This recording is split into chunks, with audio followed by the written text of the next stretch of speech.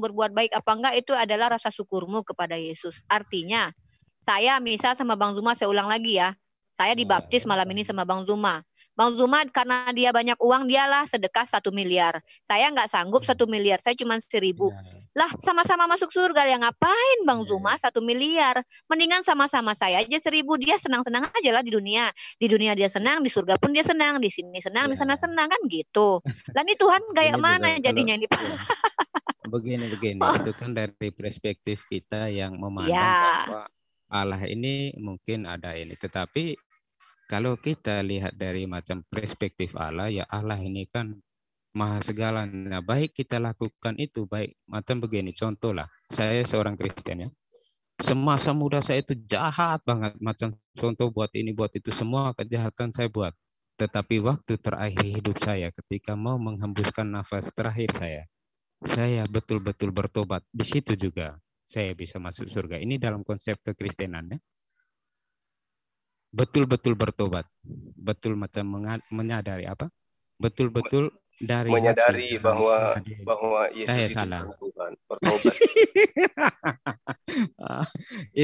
itu pun salah karena apa? Karena kelimpahan Tuhan ini terlalu besar untuk manusia sehingga tidak bisa diukur dari bagaimana manusia macam beriman kepadanya. Jadi ini Pak Yusuf ngomong apa sih Pak? Iya, kayak ajaran Islam aja. Begini Pak Islam itu gitu, bertobat. Pak Yusuf, ya. Pak Yusuf, ya. Pak Yusuf orang mana Pak? Pak Yusuf orang mana Pak? Saya ya. Memang tinggal dengan ini, dengan Mbak Rifa ini dekat ya kami. Oh ya gini Pak Yusuf, saya 1 menit aja. Ya. Waktu Yesus memang kan menebus dosa. Apakah Yesus bisa menebus dosanya sendiri? Atau dosa Yesus ditebus oleh siapa?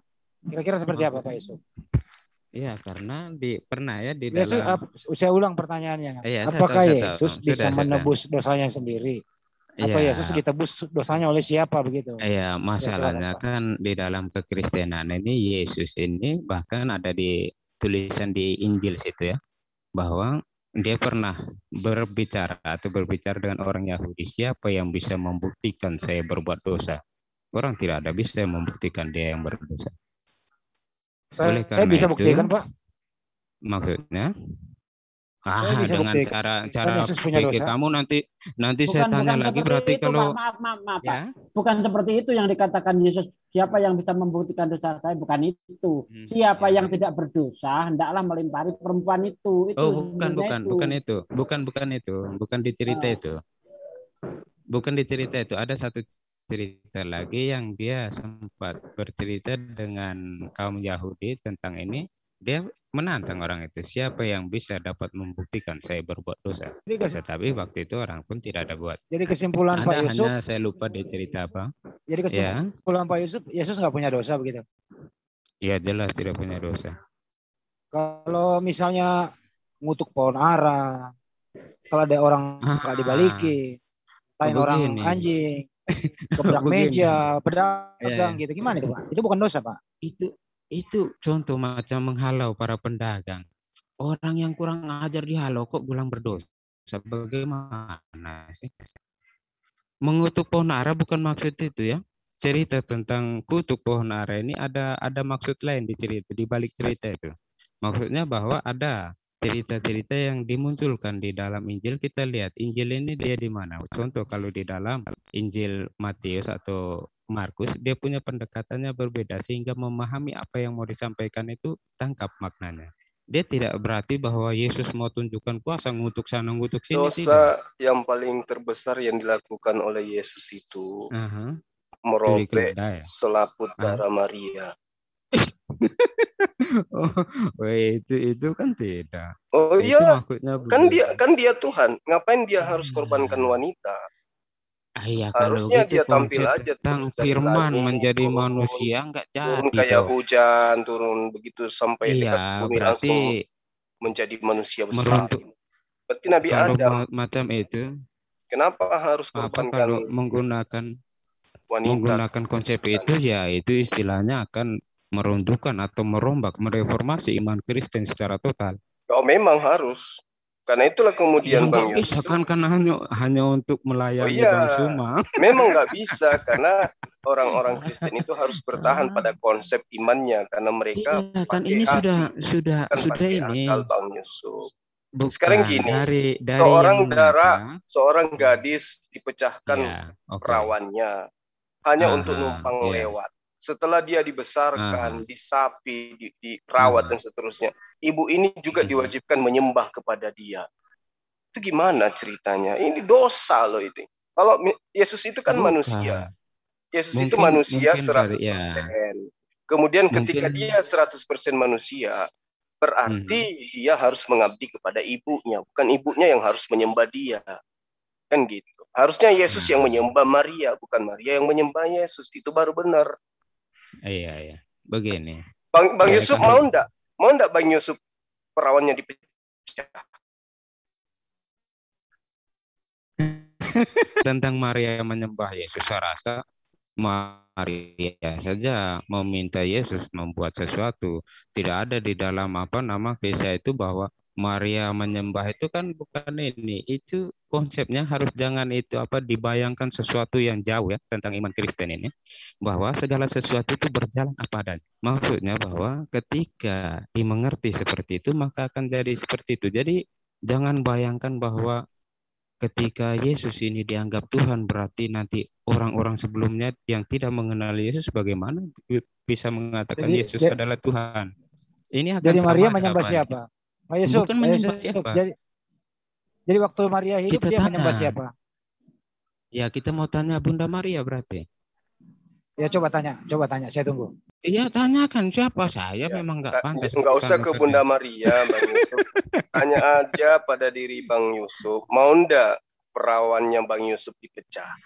Oh itu apa istilahnya kehormatannya ketika Allah melawat diri kita. Coba bayangkan Maria sangat di tengah-tengah masyarakat Bani Israel dituduh berzina dan seterusnya. Diusir dari pemukiman. Iya, bahkan kalau Maria maksudnya dengan ini bangga dong dia menggunakan yang harusnya kalau Tuhan itu diartikan maha kuasa sesuai dengan pengertian orang Kristen, Yesus itu lahirnya dari seorang laki-laki aja. Itu baru top. Seorang laki-laki melahirkan manusia itu bisa karena yang dilahirkan itu adalah Tuhan. Lawang ini perempuan, kasihan. Masalahnya kan rencana Tuhan seperti apa adanya yang mengalir dan mau direvisi oleh Bang Suma. Ini yang masalah. Nanti saya mentuan. Itu Bang Suma bagaimana nanti? Kalau saya sih lihatnya bukan rencana Tuhan, Bang. Itu rencana gereja. Iya. Rencana gereja bagaimana? Rencana gereja membuat sebuah konsep ketuhanan yang sama dengan konsep ketuhanan ajaran-ajaran jauh sebelum Yesus itu lahir, seperti Krishna, Atis, kemudian Horus. Itu kan ceritanya sama, lahir dari perawan, kemudian dia mati untuk menebus dosa manusia. Kalau Tuhan itu maha kuasa, Bang, ya dengan perspektif pemikiran Kristen, harusnya yang melahirkan Yesus itu Paulus. Supaya luar biasa. Jangan Maria. Kalau Maria melahirkan manusia itu masih wajar. Kasihan Paulus selalu difitnah tentang ini, padahal tidak. Bukan difitnah, tapi kita ini berbicara mengenai sesuatu yang luar biasa, apalagi kaitannya dengan 100% manusia, 100% Tuhan. Ini yang kan berat gitu. Itu hipostasis ini butuh pembelajaran berat ini. Iya, perlu kopi satu cerken ini baru bisa selesai. Begini Bang Suma, secara jelasnya itu iman Kristen ini dari apa yang telah ini direfleksikan. Semua ini ada apa adanya direfleksikan. Jadi jangan dibalikan. Ketika istilahnya saya ngerti kalau iman Kristen mengerti saya, Bang. Saya paham, tapi ini kita berbicara mengenai istilahnya Bang Yusuf, kerangka berpikir. Nah, itu yang harus kita bangun. Iya, betul. Itu yang harus kita bangun. Tuhan Maha Kuasa, sampai-sampai kemahakuasaannya itu oleh teman-teman di grup WA atau di Facebook, dia mengatakan Tuhan kami bisa jadi kodok. Bahkan kalau kita melihat Pendeta Lamsenio Bahu, dia katakan Tuhan dia bisa menjadi babi. Bahkan menjadi kotoran pun bisa. Karena Tuhan itu tidak bisa dibatasi dengan apapun. Ya, ini mungkin bagi mereka-mereka yang sudah tidak bisa berargumentasi dan mulai mengambil jalan pintas, itu kan istilahnya bagaimana? Kalau berbicara mengenai argumentasi, Bang Yusuf, oleh pendeta Martinale bahkan dia katakan akal sehat itu adalah racun bagi Kristen. Kata dia gitu. Itu dalam pengertian yang mana? Maksudnya akal budi ketika mau dipaksakan mencerna Tuhan secara seutuhnya memang tidak dapat. Itu maksud akal budi tidak dapat mencerna seluruh tentang kalau umat Islam mah bisa mencerna Tuhan, itu bisa. Enggak lah, nanti dibilang hanya dalam ini. Enggak bisa. Karena bisa. Ada poin tertentu. Bukan begini. Contoh apa? Contoh apa? Iya, contohnya bagaimana? Contohnya bagaimana? Nanti saya coba bantah dengan cara berpikir saya. Nanti coba saya bantah dengan cara berpikir saya. Nggak bisa kan? Nah, itulah logika. Jadi kita melogikakan Tuhan dengan narasi-narasi yang dibangun kemudian dengan mengatakan bahwa Yesus itu adalah Tuhan yang datang dalam rupa manusia. Maka muncul pertanyaan, apakah Kristen ini akan gugur ketika dia cukup mengakui Yesus itu adalah manusia suci yang diutus oleh Allah untuk mengajarkan menyembah kepada Allah? Sementara Yesus sendiri mengatakan, hidup kekal itu adalah engkau, mereka, dia, saya, mengenal satu-satunya Allah yang benar adalah Allah. Yang maha suci lagi maha tinggi. Kan gitu, udah selesai. Seperti umat Islam. Umat Islam kan tidak ada bebannya, Bang Yohanes Yusuf. Ketika nanti ditanyai oleh Yesus, kenapa kamu tidak menyembahku? Ya, kami mengatakan, lu nggak pernah ngajarin. Kan gitu. Kenapa kamu menyembah hanya kepada Allah? Kami umat Islam akan menjawab, lu yang ngajarin. Kenapa kamu mengakui bahwa saya ini adalah utusan Tuhan? Ya lu yang ngajarin. Kenapa itu materi saya itu? Itu kan kenapa begini. Lu bersunat ikut-ikutan padahal kamu bukan Kristen? Lu yang ngajarin. Kan gitu. Lu kuasa lagi. Lu yang ngajarin. Dikoreksi, belum dikoreksi sekarang dari kita sudut balik. Pandang kami. Ketika kita balik, pertanyaan itu belum diajukan kepada orang dikoreksi. Kristen misalnya. Lu Yohanes Yusuf ganteng, muda, istri banyak, harta banyak, tidak ada utang. Siapa yang ngajarin lu nyembah saya? Kan gitu. Nah, Bang Yohanes Yusuf akan bingung. Coba. Iya, Bang. Kena copyright itu materi saya dipakai pula. Begini ya. Saya tidak paham, mengalir aja. Masalahnya yang saya temani ini mengalir aja, betul. itulah kelebihan ini, Bang. Nanti saya laporkan ke Mbak Rifa ini. Loh, Mbak Rifanya tadi gimana ya? Ini kan materinya dia. Iya, materinya dia. Lanjut aja. Ini Pak Yusuf ini ketawa happy. Saya diam dulu. Yang penting ngantuknya udah hilang. Kalau untuk Handi saya ketawa lagi sedang berpikir apakah Handi sedang menyusun sesuatu pertanyaan untuk menyerang kekristenan? Enggak, saya nggak pernah nyerang, Pak. Saya nggak pernah nyerang. Enggak, tapi coba kerucutkan lagi Pak Yusuf. Kalau Katolik sepertinya mungkin agak berbeda ya. Artinya perbuatan itu berarti penting ya. Iya, penting itu karena. Nah, jadi bagaimana di dalam kekristenan agar semua manusia itu bisa menjadi lebih baik lagi? Apa kiat-kiat di dalam kekristenan, Pak Yusuf? Iya, itu memang iman menuntut perbuatan. Oke. Iman tanpa perbuatan adalah kosong. Perbuatan tanpa iman adalah buta. Enggak, bagaimana kiat-kiat dari Katolik sendiri agar manusia itu melakukan perintah Tuhan, perbuatan dan hukum-hukumnya itu bagaimana itu? Kalau di dalam Islam kan begini.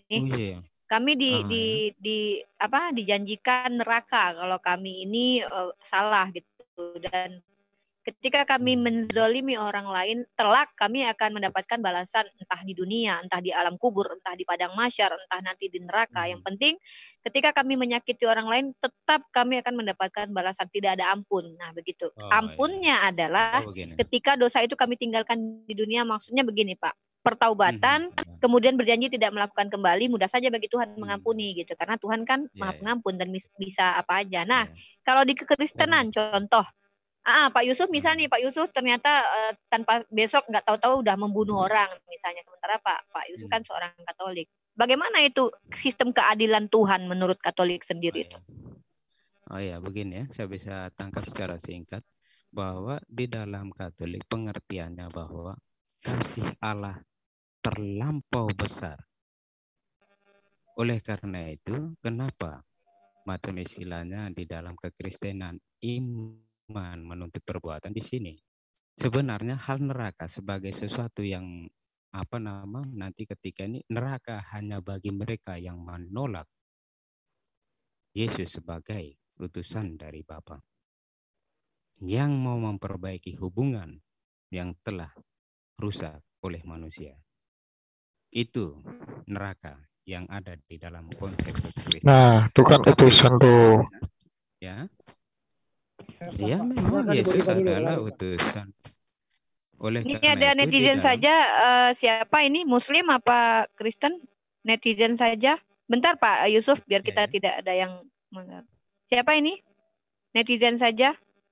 Ya, saya Muslim. Oh, Muslim. Kalau misal ini ada yang dibicarakan nggak apa-apa, tapi kalau Pak Yusuf lagi ini jangan ada yang ganggu, kasihan beliau. Biar Bang Zuma tidur.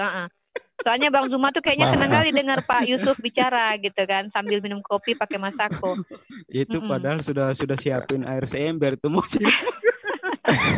Untung aja jauh ya Bang Zuma ya. Saya udah siapkan gunting. Buat sunat Pak Yusuf, Bang. Betul. Sudah tua. Nggak apa-apa kalau nggak mau gunting kan pakai tua. cangkul. Itu canggura. Abraham kan tua di sunat. Saya pernah nyunatin orang umur 60 tahun masuk Islam. Pernah. Ya, jadi gitu Pak Yusuf. Saya juga pernah pakai mesin ini gunting rumput. Oh, cocok ini sama Pak Yusuf ini kalau mesin gunting rumput ini. Ya menarik sih dengan Pak Yusuf ini, menarik diskusi dengan beliau. Jadi kita bisa dinabobokkan. Jadi Bang Zuma diam-diam ternyata sudah sampai ke Pulau Patmos kan, dengerin suaranya Pak. Ya gitulah sih Pak Yusuf ya. Kenapa saya tuh banyak sekali ingin bertanya kepada saudara Kristen. Kadang saya pengen pengen tahu bagaimana sih pendapat mereka. Kenapa kok tiba-tiba ketika sudah beriman, kalau Pak Yusuf kan katakan nih, memang iman menuntut perbuatan. Loh, bagaimana perbuatan itu dituntut sementara kan ketentuan-ketentuan di dalam kekristenan, bukan saya bilang tidak jelas ya, tapi kan beda ya kan, syariat-syariat kalau di dalam Islam itu jelas. Masalah warisan, masalah hutang, masalah pernikahan, masalah ini tuh jelas diatur. Dan ini pun juga dilakukan oleh nabi-nabi sebelumnya. Nah, kalau di Kristenan kan kita bisa dengarkan kata Paulus bahwa umat Kristen itu sudah tidak hidup di bawah hukum Tuhan karena hidupnya di dalam iman, di dalam Yesus. Jadi hukum Tuhan itu sudah tidak ada. Kan Pak Yusuf tahu ayatnya kan? Nah, jadi Kristen tahu sebentar tentang Paulus yang bagaimana berargumentasi dengan orang-orang pada waktu itu, di mana dia mau menekankan bahwa inti dari semua kepercayaan iman itu yaitu bahwa percaya kepada Yesus, bukan lagi kepada hukum Taurat. Karena Yesus adalah kepenuhan. Itu sebenarnya garis besar argumentasi Paulus kepada surat-surat ini lebih kepada pembelaan ya. Tapi kalau saya membaca surat-surat Paulus yang kekristenan ini lebih dimonopoli oleh surat-surat Paulus kalau saya baca, Pak. Boleh bisa bilang begitu ya? Begini ya, kebetulan macam Paulus pertama ya, surat-surat ini dahulu sebenarnya. Dia menuliskan dahulu ketika gereja perdana. Sebelum ada semua ini pengajaran secara lisan ya oleh para rasul. Pengajaran tulisan. Ketika mereka berkumpul, mereka membacakan apa ya? Paling ada di Taurat, yang Taurat itu yang juga dipakai itu ya. Septuaginta itu mungkin dibacakan. Tetapi ketika sudah ada surat Paulus, di ini tentang gereja ini sebenarnya panjang dan penjelasannya lebar. Itu ada macam di gereja Yerusalem, sudah ada di gereja Antioquia. Iya, tapi poinnya gini Pak. Poinnya koreksi saya kalau saya salah. Ketika saya membaca Bible itu kebanyakan surat-surat Paulus dan dia sendiri yang menceritakan tentang dirinya kan. Kalau nabinya umat Islam itu kan tentang kepribadian beliau, tentang hidup beliau. Itu kan bukan beliau yang menceritakan sendiri, tapi kan orang lain gitu kan. Nah, sama kayak saya nih Pak. Saya menceritakan tentang diri saya kepada orang lain gitu kan melalui surat-surat. Ya nggak mungkin saya ceritakan yang buruk-buruk tentang saya kan. Pasti saya ceritakan yang baik-baik lah tentang saya. Makanya Paulus kan bilang nih, aku ini kan rasul kalian juga gitu kan, harusnya kalian patuh kepadaku kan. Itu penekanan Paulus kepada orang-orang yang disurati oleh dia. Nah, tapi kalau kembali lagi, kita banyak membaca ayat di dalam Alkitab bahwa Tuhan itu akan menghukum seseorang sesuai dengan perbuatannya. Bahkan di kitab Wahyu yang termasuk kitab kitab yang lumayan banyak diperdebatkan, tertulis juga begitu. Dia akan datang membawa hukuman sesuai dengan perbuatanmu. Lah tiba-tiba ketika menjadi Kristen dosa diampuni dan ya berbuat baik itu terserah kalian karena itu rasa syukur kalian. Di mana letak pernyataan Tuhan bahwa dia akan memberikan hukuman sesuai dengan perbuatan manusia gitu? Toh ketika ada umat Kristen yang mungkin salah atau berdosa, toh dia masuk surga juga karena iman gitu kan? Atau Pak Yusuf mau menyatakan bahwa benar ya kata Yesus, tidak semua orang Kristen pasti masuk surga, begitu kah? Begini, tentang itu dulu. Dari pertama saya mau coba untuk memperkenalkan ya, dalam terutama perjanjian baru, ketika membaca Injil harus dalam kerangkanya. Kisah para Rasul agak berbeda dengan surat-surat Paulus, ini pun pendekatannya berbeda. Sehingga dalam pengertian ini kita jangan mencampurkan, apalagi sampai ke Wahyu ya. Itu ada berbeda semua pendekatannya ini, sehingga bisa menangkap maknanya. Kita tidak bisa ambil dalam perkataan Paulus kita bandingkan dengan Injil, apalagi kita bandingkan dengan Wahyu, itu jauh dari pengertian kekristenan untuk menangkap makna. Kedua, tentang surat-surat Paulus ini berhubungan dengan bagaimana dia menjelaskan, bukan dia mau memegahkan diri atau ini, tapi lebih kepada pembelaan iman. Argumentasi pembelaan iman atau pembelaan diri, Pak? Soalnya banyak saya baca itu pembelaan diri ya. Ya, karena melalui ini kan dia bercerita dia sebagai, karena waktu itu perkembangannya kan mereka ini sebagai pilar gereja ya. Iya, Paulus ini kelihatan bahwa dia meyakinkan orang-orang yang disuratinya bahwa dia itu layak mendapatkan tempat sebagai seorang rasul gitu. Iya, ini kalau mempelajari pribadi dan seluk-beluk Paulus sendiri, kita akan tahu bahkan di zamannya orang Kristen pun banyak yang meragukan dia karena dia dari latar belakang yang menindas kekristenan. Oleh karena itu dia Pak, itu dia. Sorry saya biar kita nggak lama-lama ya. Nah, jadi begini, seolah-olah saya menangkap begini Pak. Ketika seseorang yang tadinya jahat, dia adalah seorang penjahat, kemudian dia mencoba mengambil sebuah ajaran pada masa itu. Ajaran itu ya Yesus kan terkenal pada masa itu dan pengikutnya banyak, juga ada yang mengikuti dan dia melakukan mukjizat-mukjizat. Istilahnya pada saat itu dia sedang terkenal Yesus itu gitu kan.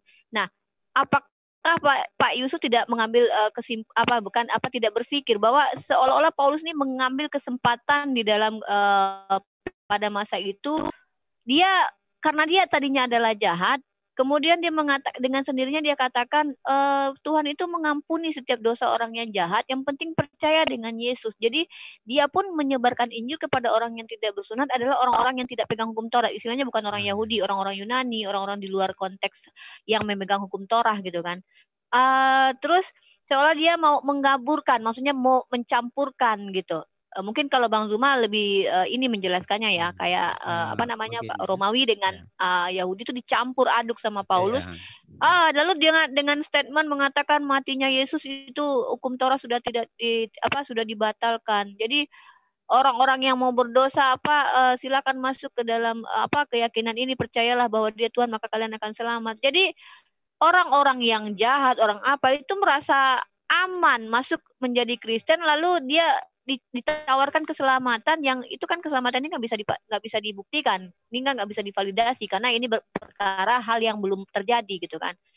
Jadi keinginan Paulus yang mengumpulkan jemaat ini yang terbaca oleh saya Pak, ketika dia mengatakan penekanan suratnya bahwa saya ini rasul, saya udah banyak melakukan banyak hal, kenapa kalian masih ini juga dengan saya gitu. Udah percaya aja sama Yesus, pokoknya kalau kalian percaya Yesus kalian selamat dah, mau berdosa mau enggak pokoknya selamat aja gitu. Jadi ini yang kadang saya baca, karena Yesus tidak mengajarkan begitu. Kan Yesus mengatakan tidak semua yang memanggil aku Tuhan Tuhan akan masuk kerajaan surga, semua yang masuk kerajaan surga itu yang melakukan kehendak Bapa gitu. Di tangan Paulus justru kehendak Bapa malah ditiadakan Pak gitu. Enggak lah. Begini ya, tentang Paulus itu sendiri. Paulus ini memang di zaman-zamannya ini orang Kristen pun meragukan dia. Hanya karena kuasa dari para rasul, bahkan dalam pengajaran-pengajarannya pun semuanya berbasikan pengajaran para rasul ya. Itu satu. Kedua, lihat di dalam surat-suratnya bagaimana dia mau menggambarkan diri dia untuk meyakinkan para jemaat pada waktu itu ya. Sebenarnya kalau kita mempelajari pribadi Paulus, dia ini pun tertekan.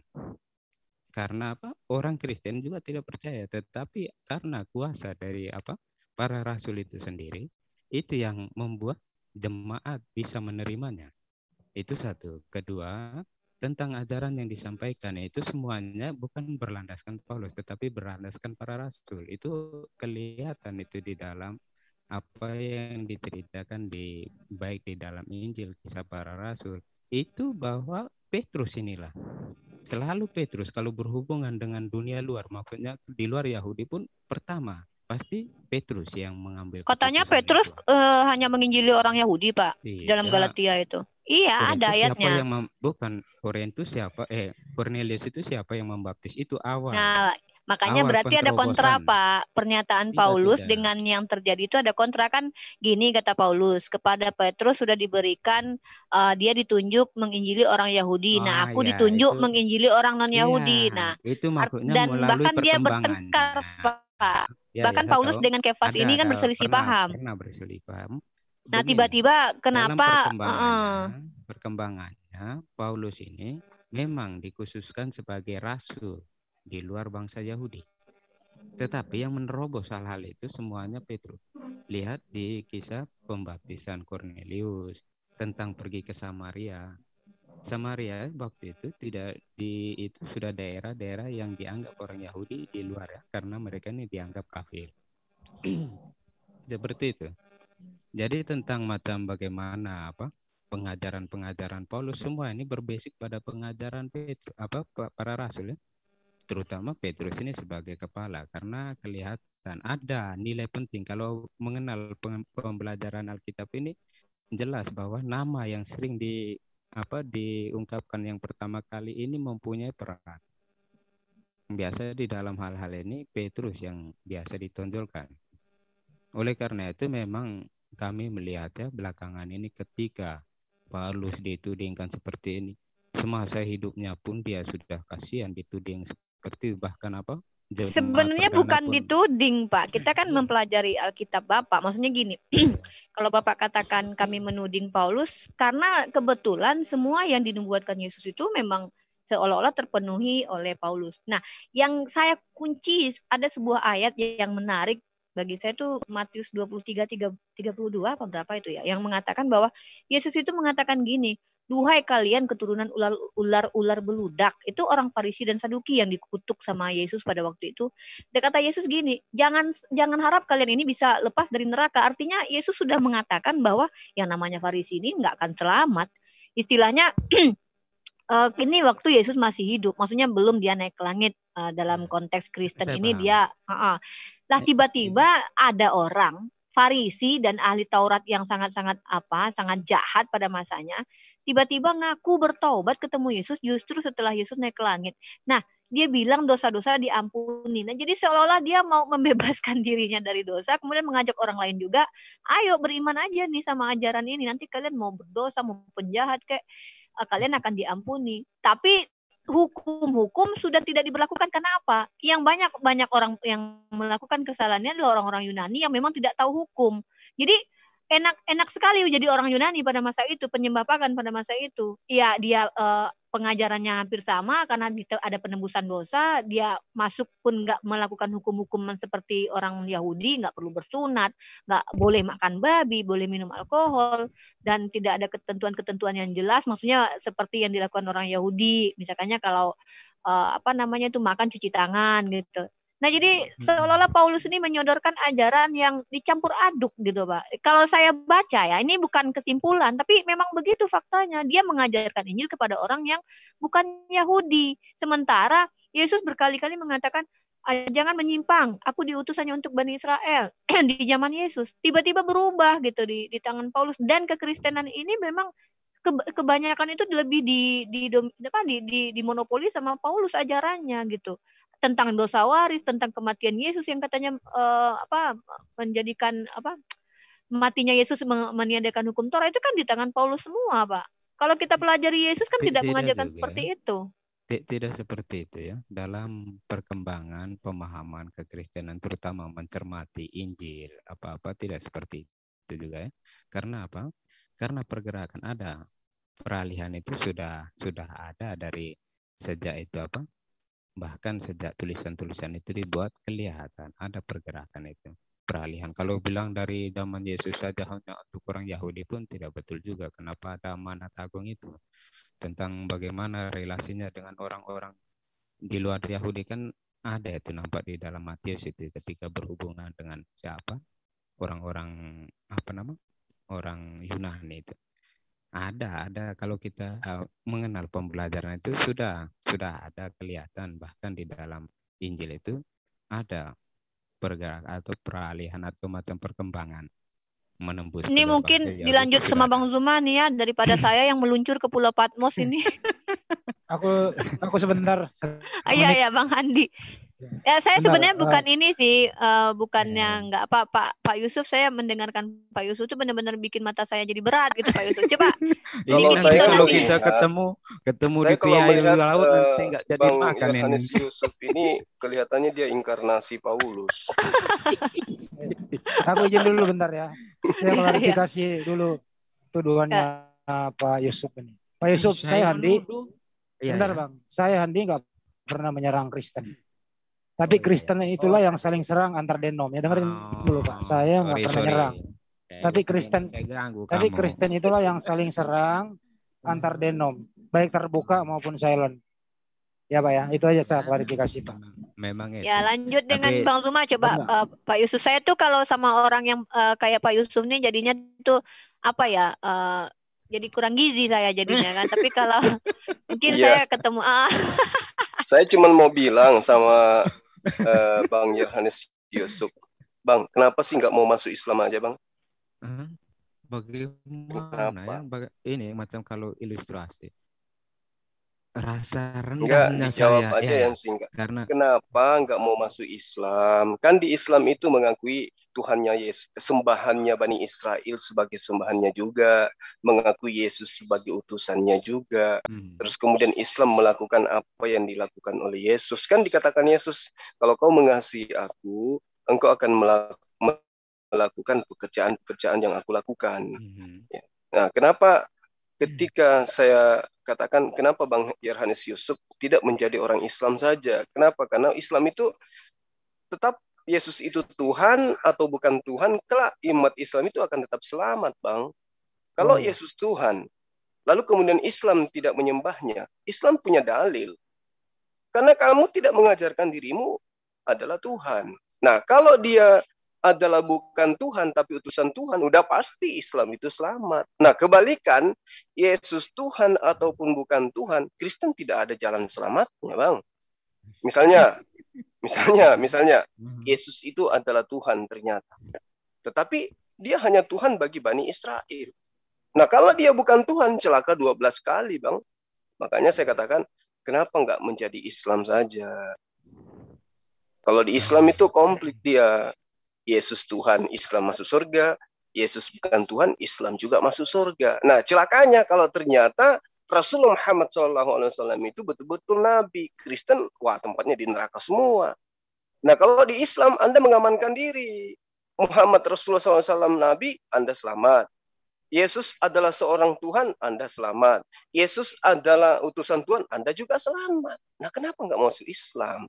Kalau orang masuk Islam itu ganteng, gagah, awet muda. Jadi yang Kristen ini semuanya di Patmos. Ya itu pertanyaan sederhana saya, Bang. Kenapa nggak masuk Islam aja, Bang? Ya, Pak Yusuf nggak mau disunat sama gunting rumput. Nggak usah takut kalau sunat. Saya yang sunat, Bang. Betul, saya pakai suntikan-suntikan kerbau yang jarumnya besar, nggak sakit. Begini ya, kalau memang saya macam apa istilahnya setelah memang ada niat.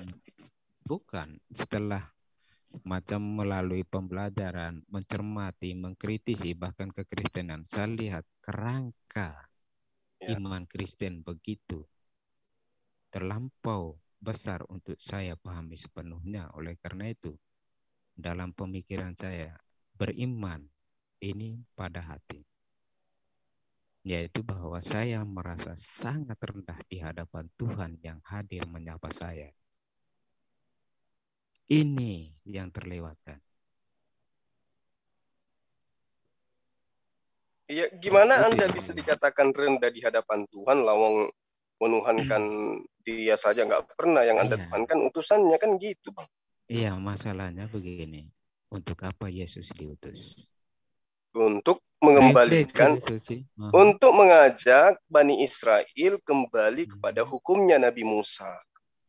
Itu tujuannya Yesus diutus. Nah, sekarang kalau Anda menjadi Islam, Anda akan mengakui itu, Anda akan mengimani itu, bahwa Yesus diutus hanya kepada Bani Israel, mengembalikan Bani Israel kembali kepada perjanjian barunya Allah kepada Bani Israel. Anda aman dari neraka pokoknya kalau Anda masuk Islam. Mau Yesus itu Tuhan, mau Yesus itu hanya utusan, tetap aja masuk surga. Ya, begini. Bahkan saya lihat bahwa melalui Yesus, saya bisa mengenal Allah secara real. Iya kan, yang Anda maksud Allah itu kan Yesusnya. Allah itu nggak bisa dilihat. Trinitas, bukan itu ya? Kalau ya, Trinitas, apalagi Trinitas, Bang. Yesus itu nggak pernah ngajarin Trinitas. Ini kan yang jadi masalah masing-masing mengenal Yesus. Iya itu, ya kan? Memang itu kerangka yang tapi kok Abang Suma sudah kenal dari dulu itu ya, itu kerangkanya di situ perbedaannya. Ini Pak Yusuf. Iya. Tapi kalau memang benar Yesus itu bisa menunjukkan Tuhan yang benar gitu ya. Tapi kenyataannya sesama Kristen masih cakar-cakaran masalah ketuhanan. Ini gimana nih Pak? Mana yang benar itu? Oneness, Unitarian atau Trinitas? Penjelasan begini tentang Oneness atau tentang Unitarian dengan Oneness ya. Kalau ini dari dulu dipandang sesat. Jadi ketika ada pengaburan sekarang, orang Unitarian mengatakan Kristen, Oneness mengatakan Kristen, ya ini kan hak mereka mengatakan Kristen. Tetapi gereja sudah sejak zaman awal ya, itu mungkin abad kedua, Sabellian ini sudah memperkenalkan Unitarian ini. Yang kerasnya pada Arius itu ya. Ini dasar-dasar Unitarian. Ini yang sudah dijawab dalam konsili bahwa mereka ini sesat. Dari mereka inilah muncul rumusan, maksudnya gereja merumuskan. Oke. Ya itu ku bilang Bang Yohanes. Jadi begini, tadi aku bisa menunjuk benar-benar Silakan. Kalau memang Yesus itu bisa menunjukkan Tuhan yang benar, seharusnya tidak ada lagi perbedaan di kekristenan itu. Sebagaimana kami umat Muslim, Allah mampu menunjukkan dirinya Tuhan yang benar. Hanya dengan satu surah saja selesai. Makanya di dalam Islam itu tidak ada lagi yang namanya gontok-gontokan masalah Tuhan. Tuhanku Trinitas, Tuhanku Oneness misalnya, nggak ada seperti itu di dalam Islam. Semua orang Islam itu sepakat qul huwallahu ahad. Itu satu ayat saja sudah cukup, sehingga di dalam Islam itu tidak ada lagi yang namanya gontok-gontokan masalah ketuhanan, karena Allah mampu menunjukkan umat Islam Tuhan yang berbeda dengan di Kristen. Katanya Yesus mampu menunjukkan Tuhan yang benar, tapi faktanya masih di Pak Yusuf. Ya. Begini Pak Sugi ya, tentang ini bahkan di Islam ketika sarjana-sarjana Islam yang mempelajari sampai permenungan Marifatullah banyak dikatakan murtad.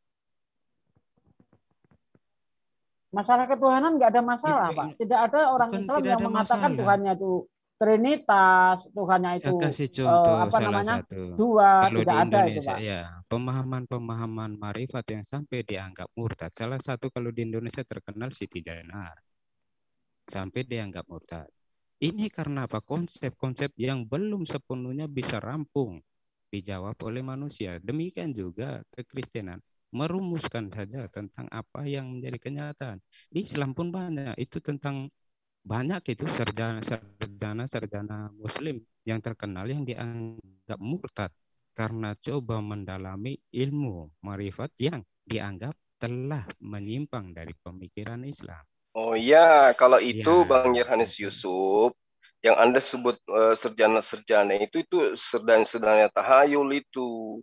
Maksudnya gini, dia bermakrifat, dengan mengatakan dengan mencari wujud Allah. Padahal kan konsep dalam ajaran agama Islam, berpikirlah kamu tentang ya esensi atau tentang ciptaan.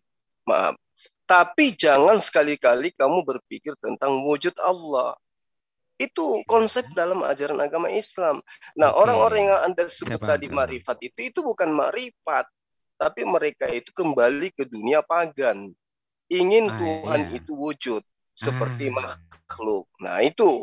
Jadi dia oleh karena itu, bukan begini Bang. Dari sekilas penjelasan kan kita sudah tahu ternyata ada juga di Islam begitu. Itu poin saya ya.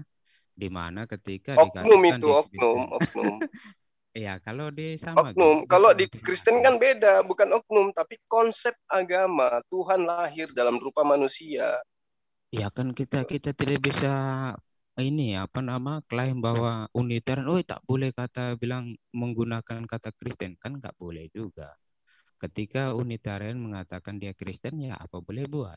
Tetapi kita harus tahu bahwa unitarian dipandang. Ya, yang terpenting kemudian adalah menjadi seorang Muslim itu sudah pasti selamat, Bang Yusuf. Kan ini juga kalau di dalam iman Kristen bahwa melalui iman kepada Yesus kami mengenal Allah yang benar. Nah, sekarang kalau Anda mengatakan melalui iman kepada Yesus kami mengenal Allah yang benar. Nah, Allah yang Anda maksud di sini kan Yesus itu sendiri kan? Ya, dalam pemikiran perkembangannya bahwa Yesus sebagai firman yang menjadi manusia. Nah, itu dia. Maka dari itulah kemudian saya katakan tidak ada keselamatan di luar daripada Islam. Karena konsep itu tidak diajarkan oleh Yesus. Nah, sekarang buktinya. Sekarang gini, hari kebangkitan itu pasti ada. Ya kan? Hari kebangkitan itu mutlak dihadapi. Mau Islam, mau Kristen. Nah, hari penghakiman pun itu ada. Itu udah pasti. Nah, sekarang ketika Anda dihakimi oleh Yesus, ditanyai, siapa yang mengajarkan, siapa yang memerintahkan Anda menyembah aku, menyembah Yesus? Apa kira-kira jawaban Anda, Bang Yerhanes Yusuf, kala itu? Ini pasti kita akan hadapi ini. Ini fakta yang memang sudah digambarkan baik dalam kitab sucinya Anda maupun di Islam. Bahwa penghakiman itu ada. Yesus akan mengambil ke-12 muridnya untuk duduk di atas tahta untuk menghakimi manusia. Salah satu pertanyaannya adalah siapa yang suruh Anda menyembahku? Sementara ketika aku di dunia, aku mengajarkan orang-orang menyembah hanya kepada Allah saja. Nah, sekarang pertanyaan saya, siapa yang memerintahkan Anda menyembahku, kata Yesus. Kira-kira Bang Yerhanes Yusuf jawab apa pada saat itu? Ya, sekarang begini, saya mau tanya dulu apa saja jawaban menurut kira-kira atau pengandaian saya atau jawaban menurut apa dari sudut pandang teologi atau jawaban menurut Yesus. Kita lihat dari rangkuman pengajarannya ketika dia datang kepada Bani Israel. Kan gini, kayak Muslim nih saya nih Zulkifli Mabas maju ke depan, saya maju dengan gagahnya kan, sambil goyang-goyang isap rokok. Ditanyalah sama si Yesus tuh, lu di dunia umur lu sampai 200 tahun lu nggak pernah nyembah saya sekalipun. Kenapa seperti itu, Zulkifli? Kamu sok jagoan kali di hadapan saya. Apa kata saya? Lawang kamu sendiri yang nggak pernah ngajarin kayak gitu toh. Kamu hampir 3 tahun berdakwah, sehari pun sekalipun dari mulutmu itu nggak pernah keluar kalau kau itu Tuhan. Lah kok mana? Aku ini punya otak yang memerintahkan saya ngajarin menyembah kepada dirinya aja saya nggak sembah. Kalau betul-betul bukan Tuhan, apalagi tiba-tiba jadi orang Jawa sih. Apalagi sampean maksud saya. Apalagi ini lagi makan ini pecel lele jadi tadi buka pecel lele. Kok iso kaya ngono? Tiba-tiba jadi orang Jawa itu gimana? Karena saya ditanya sama Yesus yang versi Jawa, Mas. Jadinya saya jawab kayak gitu. Jadi saya jawab, lah, waktu Anda itu di muka bumi, sekalipun Anda tidak pernah mengajarkan manusia untuk menyembah Anda. Bagaimana mungkin saya mau menyembah Anda? Wong sama-sama kita manusia. Bedanya kamu dapat mukjizat dari Tuhan, saya tidak. Andai saja saya juga dapat mukjizat, samanya kita sama-sama manusia. Nah, kira-kira itu jawaban saya, bukan kira-kira. Itu sudah pasti jawaban saya. Karena ini adalah penghakiman. Dalam pengadilan, orang yang terdakwa ada punya hak untuk menyampaikan alasannya untuk melakukan sesuatu. Nah, ketika Bang Yohanes Yusuf duduk di kursi pesakitan, kira-kira apa jawaban Anda? Oh, yang suruh tetangga saya, Mas. Coba. Yang suruh nyembah kamu itu nenek saya. Nah, itu kira-kira jawabannya seperti apa? Kok ngeyel. Dari kerangka pikir kira-kira ini saya melihat gini intinya Bang Yusuf dan Yesus pun mungkin kalau kami berdebat dengan Yesus pun mungkin kami menang nanti kalau di pengadilan. Jelas. Saya bacakan semua itu gospel. Lah, Yesus kamu di dalam kitabmu, konon ceritanya kamu mengatakan, aku tidak dapat berbuat apa-apa dari dirimu sendiri. Lawang saya punya otak. Mana mau saya nyembah Tuhan kayak kamu. Kamu yang salah. Kamu yang masuk neraka. Karena kamu ngajarin yang nggak benar. Ternyata lu Tuhan. Nah kan gitu. Salah satu hal yang menarik. Itu kalau jawaban Yesus nanti Tuhan. Banjul, itu kalau jawaban Yesus Tuhan. Kasih ayatnya itu. Kalau dia Tuhan, Bang, kalau dia Tuhan, berarti yang duduk di tahta 11 tahta itu juga Tuhan, toh duduk di atas tahta gimana toh? Ini begini ya, tentang apa? Tentang apa ya? Tentang biasa menggunakan angka-angka ini, tentang kepenuhan, tentang apa? Tentang tahta yang macam ke-12 ini masalah berhubungan dengan simbol-simbol ya yang mau dimunculkan. Kalau kita bicara berpikir lagi dari kira-kira yang kita ajak ke arah kelogisan, ya jelas. Kalau mereka yang menghakimi, berarti kasihan deh yang lain. Hindu, Buddha, Islam, kasihan dong. Yang menghakiminya saja semuanya orang Kristen itu. Rasul itu apalagi. Pak Yohanes, saya boleh bertanya nggak Pak Yohanes? Aduh. Halo, jangan berat-berat ya, jangan berat-berat. Ini sangat ringan banget. Jangan berat Adinda Indra Mosi karena sedikit lagi syahadat ini abang kita nih. Iya, jadi gini, pada saat gini, Pak Yohanes coba didengarkan baik-baik. Pada saat Yesus di hari kebangkitan dia melakukan penghakiman, ya. Kira-kira kelompok Kristiani yang mana yang dibenarkan Yesus, yang Unitarian, yang Oneness atau yang Trinitas? Yang dibenarkan Yesus itu yang mana? Itu aja, Pak. Yang dibenarkan Yesus. Begini, kita tahu dulu bahwa konsep yang diajarkan istilahnya apa itu pengikut Kristus. Kita tahu dulu itu sehingga mau dibenarkan oleh Yesus dari kerangka ini. Apa sebenarnya yang dimaksud pengikut Kristus? Yaitu bahwa mereka yang dari semula yang para rasul itu, ya bukan nanti penjelasannya akan sampai karena ini mengarah ke situ. Dari para rasul, kehidupan para rasul diwartakan terutama di dalam Injil itu, dari indikasi yang dimunculkan di dalam Injil, ternyata rumusan yang mendekati kesempurnaan yang dimunculkan dari indikasi yang dimunculkan dari Injil adalah Trinitas. Dan ini sudah dirumuskan oleh gereja. Siapa itu gereja? Gereja adalah pengikut atau jemaat Yesus. Di luar itu bagaimana Anda mengatakan bahwa mereka adalah Bentar, Bang Jim, Bang Adi. Oke, kalau jawabannya begitu, gini Pak, maksudnya ini satu lagi ya. Kalau jawabannya Yesus membenarkan Trinitas, terus bagaimana perasaan kaum Unitarian dan Oneness? Waduh, katanya ikut Yesus selamat, loh. Saya udah ngikut kok, saya malah disalahkan nih, gimana gitu. Ya ini bagaimana mereka menggunakan konsep yang sudah jelas menolak Yesus sebagai Tuhan. Bagaimana? Unitarian ujung-ujungnya menganggap Yesus ini adalah ciptaan yang terutama. Maksudnya itu termaksud. Walaupun dia yang terutama tetapi dia adalah ciptaan. Ini yang ditolak. Bagaimana dia yang menyangkal Yesus bilang selamat, apa tidak selamat karena Yesus? Tapi Oneness mengaku Yesus sebagai Tuhan, Pak Yohanes. Oneness bukan begitu maksudnya. Inti dari Oneness ini yaitu semuanya pada Yesus. Waktu itu semua. Tetapi kan kenyataan yang dimunculkan di Alkitab itu Trinitas, bukan Oneness. Kalau kita hanya Oneness, bagaimana kita menjawab apa yang dimunculkan di Alkitab? Bapa beda dengan Yesus. Yesus beda dengan Roh Kudus. Bagaimana ini dijelaskan? Oh, berarti oneness nggak alkitabiah, Pak ya? Bukan tidak alkitabiah, tetapi pemahaman mereka yang mau coba menyatukan bahwa segalanya semuanya adalah Yesus, ini tidak tepat. Karena bagaimana mau menjawab pribadi di luar Bapa, bagaimana Yesus, bagaimana Roh Kudus. Berarti kasihan Pak ya, udah ngikut Yesus tapi ditolak Yesus gitu. Bukan mengikuti Yesus ditolak Yesus, tetapi bagaimana apa yang dimunculkan itu, kita tidak bisa pungkiri bahwa yang dimunculkan di dalam indikasi yang dimunculkan Bapa, Putra, dan Roh Kudus.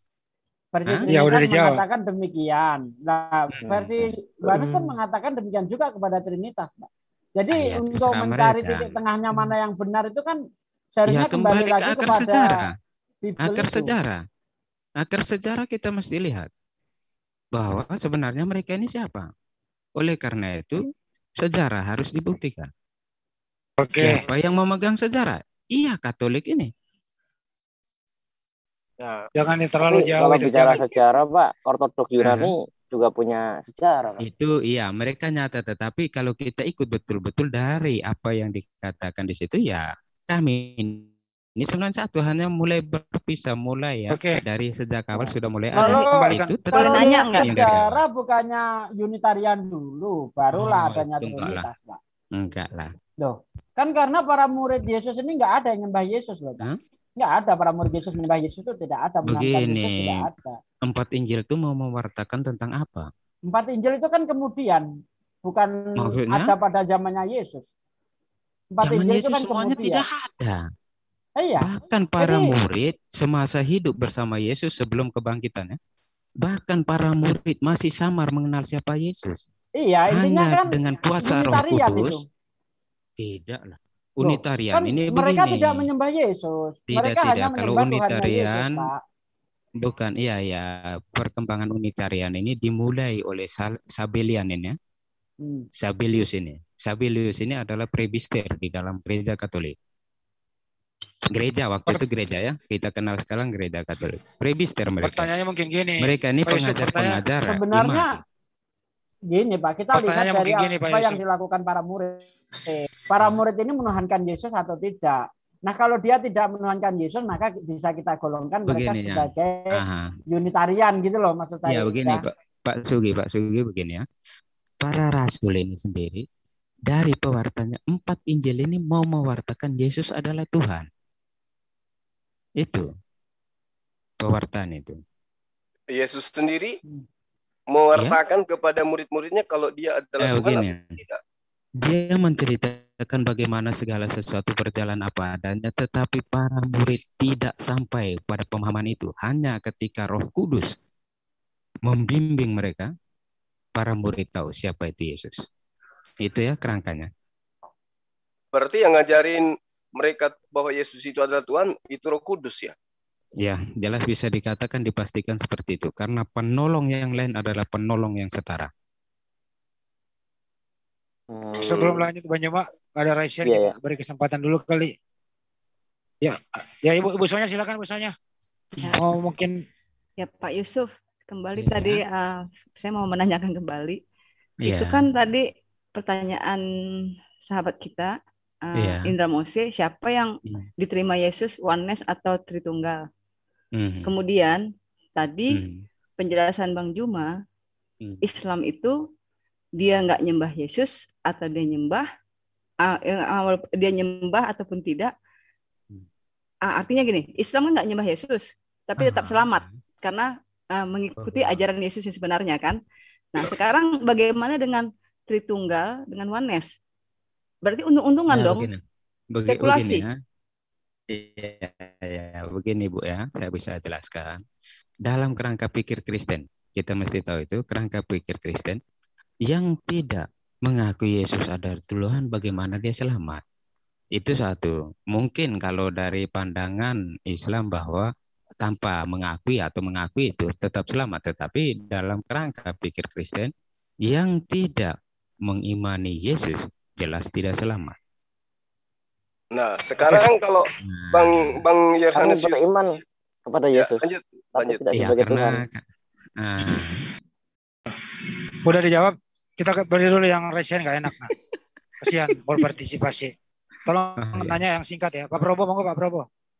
Ya, Pak mau tanya nih Pak, pada waktu awal Kristen awal ya, itu kan jelas itu Pak ya, dalam sejarah itu kan tauhid.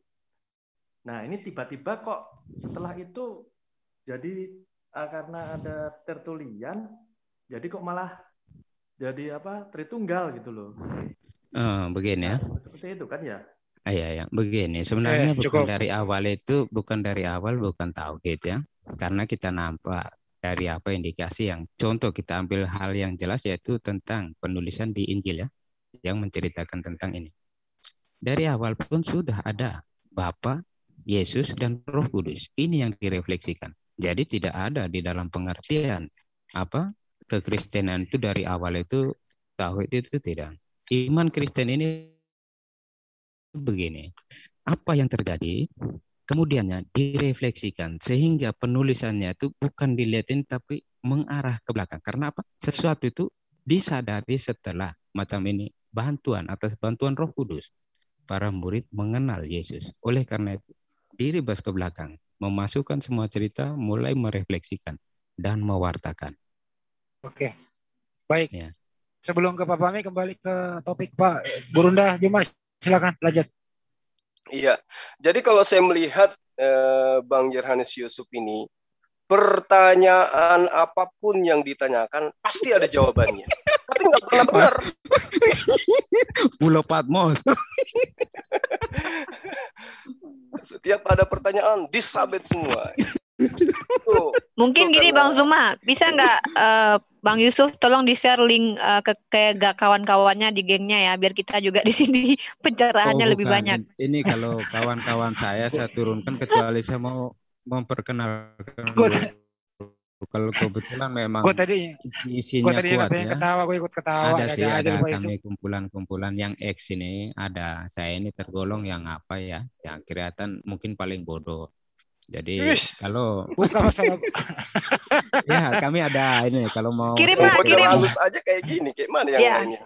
Kirim sekarang Bang Yusuf, coba bilang gini, saya punya perkumpulan nih, kawan-kawan saya nih bilang, coba mana tahu kita bisa ngobrol-ngobrol. Ya, dijamin tidak menghujat. Ada yang di Jakarta ada.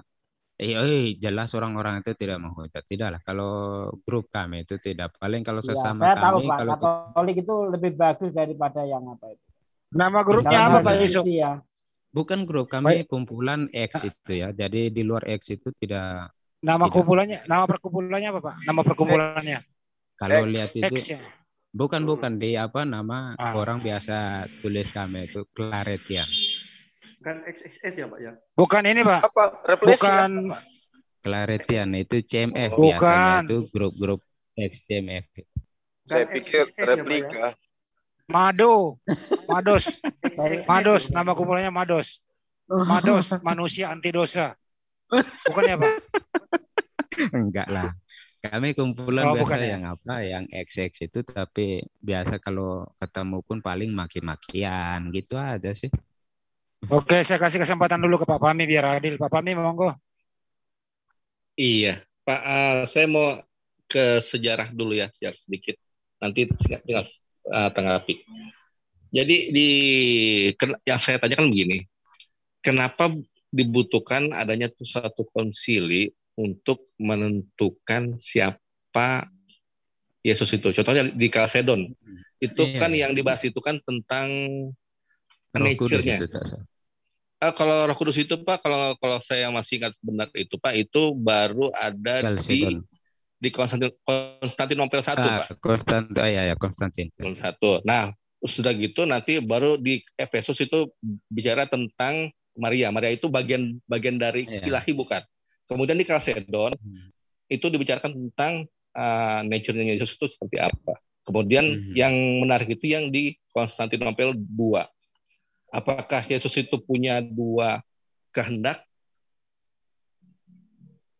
Itu loh. Jadi yang saya tanya itu kenapa perlu ada apa kayak semacam konsili begitu? Apakah ini Roh Kudus ini nggak satu entitas atau bagaimana begitu? Silakan. Maksudnya begini ya, tentang konsili ini biasanya diadakan ketika ada perkembangan dinamika pemikiran para pengajar-pengajar iman ya. Karena gereja dari awal ini pengajar imannya itu bukan dipilih macam sekarang ya. Saya suka mau belajar nanti tidak, tetapi ada hierarki. Maksudnya ini ada melalui pentabisan. Oleh karena itu paling tidak presbiternya. Pengajar iman tidak semua orang yang melakukan itu, tetapi orang yang diurapi.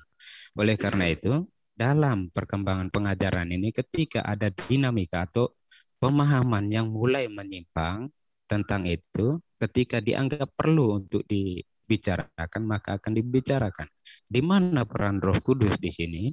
Yaitu bahwa dalam perkembangan di mana orang-orang di dalam gereja ini mempunyai pemahaman yang sudah kelihatan menyimpang, maka diperlukan untuk penegasan ajaran yang benar dari gereja. Oleh salah satu yang kita bisa katakan hubungan dengan Unitarian dengan itu ya, itu Unitarian juga salah satu bentuk kenapa konsili harus dibuat, karena apa? Pengajaran untuk membentengi apa yang berkembang, untuk apa istilahnya penyesatan yang berkembang di zaman itu, sehingga diperlukan suatu perumusan. Ya seperti itu. Pak Yusuf.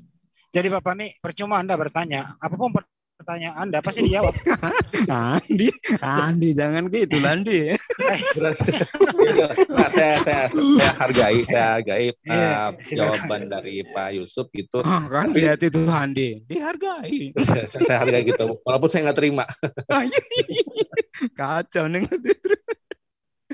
Bener nih, Pak. Jangan berguru pada Bang Suma. Bang Suma bilang aku nih pembual. Iya. Ya kita itu, tapi tadi menarik loh tentang hal. Gue pengen ketawa. Tadi belum dijawab Pak Yusuf. Kalau misalnya pertanyaannya Bang Juma, semua bisa dijawab. Enggak, kalau Pak Yusuf ketemu Yesus nanti di akhirat gimana? Oh iya. Gimana? Kalau sempat saya ketemu Yesus ya paling bahagia dong. Berarti saya sudah di surga. Nah ini pertanyaannya. Hari kebangkitan Bang, belum di surga. Hari kebangkitan. Orang kan diadili bukan di surga. Diadili itu antara neraka dan surga. Itu di hari kebangkitan.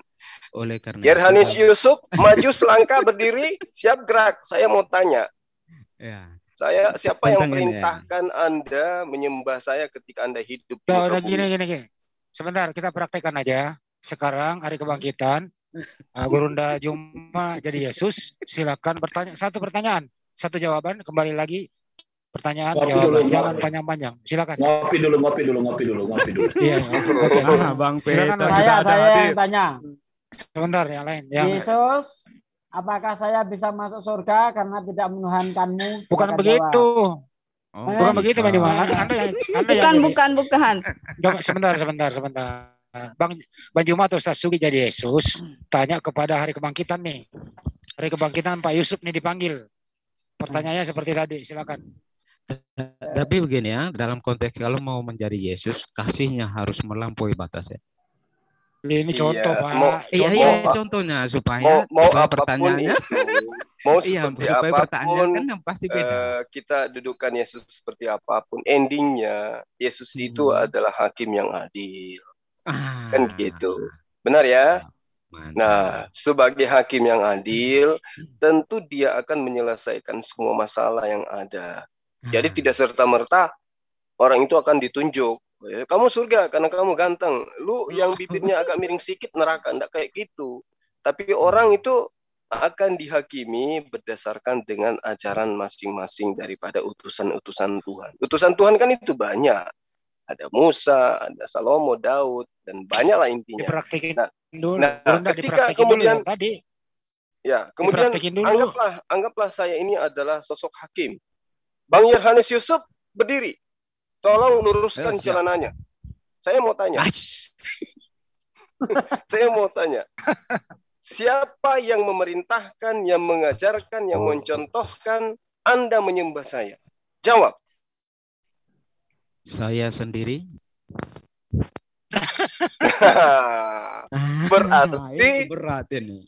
Berarti Anda tidak mendengarkan ajaran saya, berarti Anda bukan pengikut saya. Karena saya ketika datang kepada Bani Israel, mengajarkan Bani Israel menyembah hanya kepada Allah saja. Oke. Karena saya sendiri adalah pengikutmu. Loh, kalau kamu pengikutku, aku itu menyembah kepada Hasem. Aku berdoa kepada Hasem, nggak pernah menyembah kepada diriku sendiri. Kamu kalau pengikut pasti mengikuti saya, mencontohi saya. Lah kamu contohi siapa? Menyembah saya gitu. Ini sudah bukan dalam konteks pemikiran Yesus begitu, karena beda. Oh tidak, namanya penghakiman. Di hari penghakiman itu harus dicerca dengan pertanyaan. Yesus itu adalah. Nah, maka karena itu kemudian saya sebagai Yesus akan mengatakan, lu banyak cerita, lu banyak air liur, lu masuk sana neraka. Nah kan gitu, udah selesai, tamat. Diangkat dengan malaikat-malaikatnya. Iya, saya tersangkut. Digendong masuk ke neraka, menyaksikan perang naga. Ada Bunda Maria menurut. Tapi begini, ada yang Bunda Maria nggak tahu apa-apa waktu itu, karena dia tidak menjadi hakim. Isi dulu, saya mau tanya, mumpung saya ingat ini. Saya pernah berdiskusi dengan Pak Yusuf kurang lebih sekitar 1 bulan yang lalu atau 1,5 bulan yang lalu ya. Bukannya 15 tahun yang lalu. Ya, berbicara tentang makrifat ya di dalam Islam ya. Saya curiga nih Pak Yusuf sudah pernah belajar tentang tasawuf di Islam ini. Jangan-jangan diam-diam Pak Yusuf ini sembunyi-sembunyi belajar Islam ini. Udah hampir syahadat. Enggak begini ya tentang sedikit tentang lagi dia. Tentang hal-hal marifat ini kebetulan kami belajar Cek Depi. Ketika belajar filsafat, maka dalam pembelajaran ini kami mengenal juga pembelajaran yang ada di maksud kepercayaan lainnya, terutama nama-namanya 20 tahun lalu. Ini Pak Yusuf karena Pak Yusuf pernah memberikan analogi seperti analogi itu gitu. Di dalam Islam itu ada ma'rifat begitu demikian kalau tidak salah ya. Jadi saya curiga Pak Yusuf, dan itu kan bahasanya bahasa di Islam, makanya saya mau bertanya mumpung saya ingat, apakah Pak Yusuf pernah belajar tentang ma'rifat di dalam Islam atau gimana? Pengenalan pastinya tidak, tetapi hanya mengenal kerangka-kerangkanya ya, bahwa dalam pengenalan penjelasan orang Islam tentang bagaimana cara mengenal Tuhan, mengenal Allah, karena saya tidak fasih tentang Allah ini, jadi tentang Allah ini, itu pendekatannya yang saya lihat agak mirip dengan perumusan. Di mana Pak Yusuf belajar itu? Iya, waktu itu 20 tahun lalu ya, karena 2000 itu saya sudah keluar karena Alhamdulillah. Alhamdulillah, berarti benar kata teman-teman ini, insya Allah. Tinggal sedikit lagi hidayah itu datang dari Allah Subhanahu wa taala. Bukan belajar, makhluknya bukan belajar itu, tetapi ketika kami masuk dalam pengetahuan itu ya segala ada suara pemahaman tentang apa-apa yang berkembang di filsafat. Tapi terutama kami akan tertarik pada filsafat zaman pertengahan. Begini Pak Yusuf, kalau dalam pemikiran kami, kalau Pak Yusuf sekarang sudah mau mencari persamaan, berarti kan itu sudah mendekati. Berarti hidayah itu sudah ada sekitar 0,5%. Tinggal bertambah 10, jadi akhirnya jadi 100% insya Allah. Kami semua mendoakan. Persamaan ini bahkan dari gereja ya, gereja Katolik sendiri, bahkan lihat bagaimana Sri Paus sekarang, bagaimana berhadapan dengan orang Islam, maksudnya bagaimana merangkum dulunya itu bahwa begini ya, dalam kerangka gedein dikit Pak Yusuf, gedein dikit suaranya ya, sudah habis ini habis nafasnya ya, habis. Ya karena bahkan di gereja sendiri itu ada ya istilahnya dulu pandangan-pandangan yang bahwa mengatakan di luar gereja tidak ada keselamatan, tetapi sekarang sudah berkembang, ada pola yang berkembang sejak Vatikan kedua ini. Vatikan kedua ini dikatakan konsili yang terbuka. Ini po yang anaknya.